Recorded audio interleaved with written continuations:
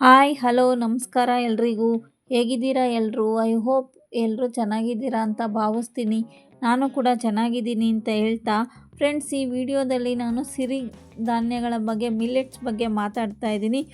ಮಿಲ್ಲೆಟ್ಸಿಂದ ನಮಗೆ ಏನು ಉಪಯೋಗ ಮತ್ತು ಅದರಲ್ಲಿ ಏನೇನು ಪೋಷಕಾಂಶಗಳಿವೆ ಮತ್ತು ಯಾವ ಸಮಸ್ಯೆಗೆ ಇದು ಪರಿಹಾರ ಕೊಡುತ್ತೆ ಸೇವಿಸೋದ್ರಿಂದ, ಈ ಎಲ್ಲ ಮಾಹಿತಿನ ಈ ವಿಡಿಯೋದಲ್ಲಿ ಲಭ್ಯ ಇರುತ್ತೆ. ದಯವಿಟ್ಟು ವಿಡಿಯೋನ ಎಲ್ಲೂ ಸ್ಕಿಪ್ ಮಾಡದೆ ನೋಡಿ ಅಂತ ಕೇಳ್ಕೊಳ್ತಾ ಬನ್ನಿ ವಿಡಿಯೋ ಸ್ಟಾರ್ಟ್ ಮಾಡೋಣ. ಫ್ರೆಂಡ್ಸ್, ಈ ಸಿರಿಧಾನ್ಯಗಳಲ್ಲಿ 5 ಧಾನ್ಯಗಳು ಪ್ರಮುಖವಾಗಿರುತ್ತೆ. ಅರ್ಕ, ನವಣೆ, ಸಾಮೆ, ಉದಲು. ಈ 5 ಸಿರಿಧಾನ್ಯಗಳು ನಮ್ಮ ಆರೋಗ್ಯಕ್ಕೆ ತುಂಬಾ ಹೆಲ್ಪ್ಫುಲ್ ಆಗಿದೆ ಅಂತಲೇ ಹೇಳ್ಬೋದು. ಹಾಗೆ ಇದರಲ್ಲಿ ನೋಡೋಕೆ ಹೋದರೆ protein, zinc, phosphorus, magnesium, calcium, iron, ತಾಮ್ರ ಎಲ್ಲನೂ ಜಾಸ್ತಿ ಇರೋದ್ರಿಂದ ನಮ್ಮ ಆರೋಗ್ಯಕ್ಕೆ ತುಂಬ ಒಳ್ಳೆಯದು ಅಂತಲೇ ಹೇಳ್ಬೋದು ಫ್ರೆಂಡ್ಸ್. ಅಷ್ಟೇ ಅಲ್ಲದೆ ಇದರಲ್ಲಿ ಫೈಬರ್ ಕಂಟೆಂಟ್ ಅಂದರೆ ನಾರಿನಾಂಶ ಜಾಸ್ತಿ ಇರುತ್ತೆ. ಅದಕ್ಕೋಸ್ಕರ ನಮ್ಮ ಆರೋಗ್ಯದಲ್ಲಿ ತುಂಬ ಬೆನಿಫಿಟ್ಸ್ನ ಈ ನಾರಿನಾಂಶ ಕೊಡುತ್ತೆ ಅಂತಲೇ ಹೇಳ್ಬೋದು. ಮೊದಲು ನಮಗೆ ಈ ನಾರಿನಾಂಶ ಹೆಚ್ಚಿರೋದ್ರಿಂದ ಮಲಬದ್ಧತೆ ಸಮಸ್ಯೆ ದೂರ ಆಗುತ್ತೆ. ಯಾರಿಗೆ ಕಾನ್ಸ್ಟಿಪೇಷನ್ ತೊಂದರೆ ಇದೆ, ಹೊಟ್ಟೆ ಉಬ್ಬರ ಬರುತ್ತೆ, ಅಂಥವ್ರಿಗೆ ಈ ಸಿರಿಧಾನ್ಯಗಳ ಬಳಕೆ ತುಂಬ ಒಳ್ಳೆಯದಾಗುತ್ತೆ ಅಂತಲೇ ಹೇಳ್ಬೋದು. ಮೇಯ್ನ್ ವೆಯ್ಟ್ ಲಾಸ್ಗೆ ತುಂಬ ಹೆಲ್ಪ್ ಆಗುತ್ತೆ ಈ ಸಿರಿಧಾನ್ಯಗಳನ್ನ ಸೇವಿಸೋದ್ರಿಂದ. ಸಿರಿಧಾನ್ಯಗಳಲ್ಲಿ ನಾರಿನಾಂಶ ಹೆಚ್ಚಾಗಿರೋದ್ರಿಂದ ಅವುಗಳನ್ನು ಸೇವಿಸಿದಾಗ ನಮಗೆ ಹೊಟ್ಟೆ ತುಂಬಿರೋ ಅನುಭವ ಆಗುತ್ತೆ. ಅದಕ್ಕೋಸ್ಕರ ಪದೇ ಪದೇ ಊಟ ಮಾಡೋದಾಗಲಿ, ಪದೇ ಪದೇ ಕ್ಯಾಲೋರಿಗಳನ್ನ ತಗೊಳ್ಳೋದಾಗಲಿ ಮಾಡೋದಿಲ್ಲ. ಅದಕ್ಕೋಸ್ಕರ ಬಹುಬೇಗ ತೂಕ ಇಳಿಕೆಗೆ ಸಾಧ್ಯವಾಗುತ್ತೆ. ಅಷ್ಟೇ ಅಲ್ಲ ಫ್ರೆಂಡ್ಸ್, ಇದು ಹೆಣ್ಣು ಮಕ್ಕಳಲ್ಲಾಗಲಿ ಗಂಡು ಮಕ್ಕಳಲ್ಲಾಗಲಿ ಸಂತಾನ ಸಮಸ್ಯೆಗಳಿಗೆ ಕೂಡ ಉತ್ತಮ ಪರಿಹಾರ ಸೂಚಿಸುತ್ತೆ ಅಂತಲೇ ಹೇಳ್ಬೋದು ಈ ಸಿರಿಧಾನ್ಯಗಳ ಸೇವನೆ. ಹೆಣ್ಣು ಮಕ್ಕಳಲ್ಲಿ ಕಾಡ್ತಿರೋ PCOD, PCOS ಇಂಥ ಸಮಸ್ಯೆಗೂ ಕೂಡ ಸಿರಿಧಾನ್ಯಗಳ ಉಪಯೋಗ ತುಂಬ ಒಳ್ಳೆಯದು ಅಂತಲೇ ಹೇಳ್ಬೋದು.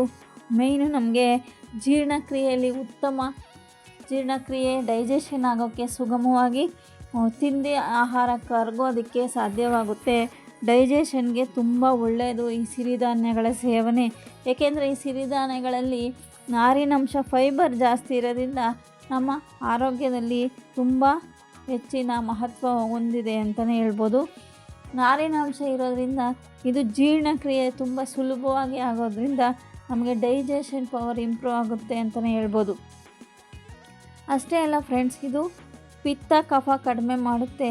ಟ್ಯೂಮರ್ಗಳನ್ನು ಸಾಯಿಸೋದಕ್ಕೆ, ಅಂದರೆ ಎಲ್ಲಾದರೂ ಟ್ಯೂಮರ್ಗಳಿದ್ದರೆ ಅವುಗಳನ್ನು ನಾಶಗೊಳಿಸೋದಕ್ಕೆ ಈ ಸಿರಿಧಾನ್ಯಗಳ ಬಳಕೆ ತುಂಬ ಒಳ್ಳೆಯದು. ಸಕ್ಕರೆ ಕಾಯಿಲೆ ಇರೋರಿಗೆ ತುಂಬ ಉತ್ತಮ ಅಂತಲೇ ಹೇಳ್ಬೋದು ಈ ಸಿರಿಧಾನ್ಯಗಳು. ಏಕೆಂದರೆ ಈ ಸಿರಿಧಾನ್ಯಗಳಲ್ಲಿ ತುಂಬ ನಾರಿನಾಂಶ ಇರೋದ್ರಿಂದ ಇದು ಡಯಾಬಿಟೀಸ್ ಇರೋರಿಗೆ ರಕ್ತದಲ್ಲಿ ಸಕ್ಕರೆ ಅಂಶ ಅಥವಾ ಗ್ಲೂಕೋಸನ್ನು ನಿಧಾನವಾಗಿ ಬಿಡುಗಡೆ ಮಾಡೋದಕ್ಕೆ ಸಾಧ್ಯ ಆಗುತ್ತೆ. ಅದಕ್ಕೋಸ್ಕರ ಅವರ ಸಕ್ಕರೆ ಪ್ರಮಾಣ ನಿಯಮಿತವಾಗಿರೋದಕ್ಕೆ ಈ ಸಿರಿಧಾನ್ಯಗಳ ಬಳಕೆ ತುಂಬ ಉಪಯೋಗ ಆಗುತ್ತೆ ಅಂತಲೇ ಹೇಳ್ಬೋದು. ನೆಕ್ಸ್ಟ್ ಬಂದು ಒಬೇಸಿಟಿ, ಅಂದರೆ ಬೊಜ್ಜು ಯಾರಿಗಿರುತ್ತೆ, ಎಕ್ಸ್ಟ್ರಾ ಬೊಜ್ಜು, ತುಂಬ ದಪ್ಪ ಇರ್ತಾರೆ, ಬೊಜ್ಜು ಕರಗೋದಕ್ಕೆ ಕೂಡ ಈ ಸಿರಿಧಾನ್ಯಗಳ ಸೇವನೆ ತುಂಬ ಒಳ್ಳೆಯದು. ಒಬೇಸಿಟಿಯಲ್ಲಿ ಇದು ಉತ್ತಮ ಪರಿಹಾರ ಕೊಡುತ್ತೆ. ಇದರಲ್ಲಿ ಮೈಕ್ರೋ ನ್ಯೂಟ್ರಿಯೆಂಟ್ಸ್ ಜಾಸ್ತಿ ಇರುತ್ತೆ ಈ ಸಿರಿಧಾನ್ಯಗಳಲ್ಲಿ ಅಂತಲೇ ಹೇಳ್ಬೋದು. ಫ್ರೆಂಡ್ಸ್, ಇದು ಕ್ಯಾನ್ಸರ್ ಸಮಸ್ಯೆಗಳನ್ನು ದೂರ ಮಾಡೋದಕ್ಕೂ ಸಹ ಈ ಸಿರಿಧಾನ್ಯ ನಮಗೆ ಉಪಯೋಗ ಆಗುತ್ತೆ. ಕ್ಯಾನ್ಸರ್ ಸಮಸ್ಯೆಗಳು ತುಂಬ ಹರಡದಂತೆ ಕಾಪಾಡೋದಕ್ಕೂ ಸಹ ಈ ಸಿರಿಧಾನ್ಯಗಳ ಬಳಕೆ ಒಳ್ಳೆಯದು ಅಂತಲೇ ಹೇಳ್ಬೋದು. ಕ್ಯಾನ್ಸರ್ ಸಮಸ್ಯೆ ಇರುವರು ಸಿರಿಧಾನ್ಯವನ್ನು ಹೆಚ್ಚು ಬಳಕೆ ಮಾಡುವುದು ತುಂಬ ಒಳ್ಳೆಯದು ಅಂತಲೇ ಹೇಳ್ಬೋದು.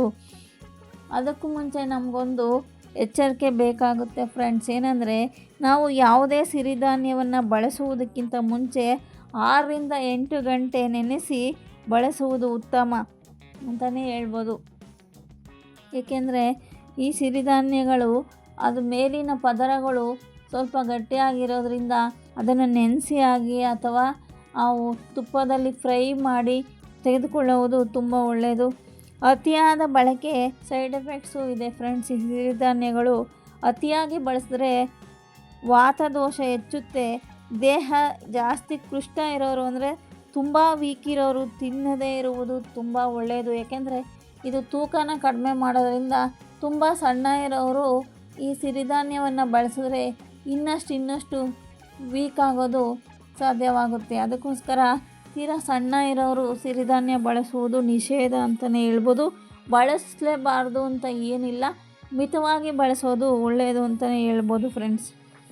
ನೋಡಿದ್ರಲ್ಲ, ಈ ಅರ್ಕ, ನವಣೆ, ಸಾಮೆ, ಉದಲು ಈಗಿನ ಧಾನ್ಯಗಳೆಲ್ಲ ನಮ್ಮ ತಾತನ ಕಾಲದಿಂದಲೂ ಅವು ಬೆಳೀತಾಯಿದ್ರು. ಅವರು ಅದನ್ನೇ ಪ್ರತಿನಿತ್ಯ ಊಟನೂ ಕೂಡ ಮಾಡ್ತಾಯಿದ್ರು. ಸೊ ಅದಕ್ಕೆ ಅವ್ರುಗಳೆಲ್ಲ ಹಿಂದಿನ ಕಾಲದಲ್ಲಿ 80 ವರ್ಷ 100 ವರ್ಷ ಆದ್ರೂ ಅವ್ರಿಗೆ ಸಕ್ಕರೆ ಕಾಯಿಲೆ ಆಗಿರ್ಬೋದು, BP ಆಗಿರ್ಬೋದು, ಇನ್ನೊಂದು ಕ್ಯಾನ್ಸರ್ಗಳಾಗಿರ್ಬೋದು ತುಂಬ ಕಡಿಮೆ ಪ್ರಮಾಣ ಫ್ರೆಂಡ್ಸ್. ಅವರು ತುಂಬ ಆರೋಗ್ಯವಾಗಿ ಬದುಕ್ತಿದ್ರು ಅಂತಲೇ ಹೇಳ್ಬೋದು. ಇವೆಲ್ಲ ಸಿರಿಧಾನ್ಯಗಳನ್ನ ಹಿಂದೆಯೇ ಅವರು ಬಳಸ್ತಾಯಿದ್ರು. ಆದರೆ ಇವಾಗ ಈ ಸಿರಿಧಾನ್ಯ ಬಳಸುವುದು ಸ್ವಲ್ಪ ಕಡಿಮೆ ಆಗಿತ್ತು. ಆದ್ದರಿಂದ ಈಗ ರಿಸರ್ಚ್ಗಳ ಪ್ರಕಾರ ಈ ಸಿರಿಧಾನ್ಯ ಬಳಸುವುದು ಯಾವಾಗ ನಮ್ಮ ಆರೋಗ್ಯಕ್ಕೆ ಒಳ್ಳೆಯದು ಅಂತ ಗೊತ್ತಾಯಿತೋ ಜನಗಳು ಈಗ ಸಿರಿಧಾನ್ಯವನ್ನು ಹೆಚ್ಚೆಚ್ಚು ಬಳಸ್ತಿದ್ದಾರೆ ಫ್ರೆಂಡ್ಸ್. ಸೊ ನಾವು ಕೂಡ ಈ ಸಿರಿಧಾನ್ಯವನ್ನು ಬಳಸಿ ಆರೋಗ್ಯವಾಗಿರೋಣ ಅಂತ ಹೇಳ್ತಾ ಈ ವಿಡಿಯೋನ ಇಲ್ಲಿಗೆ ಎಂಡ್ ಮಾಡ್ತಾ ಇದ್ದೀನಿ ಫ್ರೆಂಡ್ಸ್. ಇನ್ನೂ ಯಾರು ನನ್ನ ಚಾನಲ್ನ ಸಬ್ಸ್ಕ್ರೈಬ್ ಮಾಡ್ಕೊಂಡಿಲ್ಲ, ದಯವಿಟ್ಟು ಸಬ್ಸ್ಕ್ರೈಬ್ ಮಾಡಿಕೊಂಡು ಹೆಲ್ತ್ ವಿಡಿಯೋಗಳ್ನ ಫಾಲೋ ಮಾಡಿ, ಫ್ರೆಂಡ್ಸ್ ಆ್ಯಂಡ್ ಫ್ಯಾಮಿಲಿಗೆ ಶೇರ್ ಮಾಡಿ ಅಂತ ಕೇಳ್ಕೊಳ್ತಾ ಈ ವಿಡಿಯೋನ ಇಲ್ಲಿಗೆ ಎಂಡ್ ಮಾಡ್ತಾ ಇದ್ದೀನಿ friends. Thank you for watching.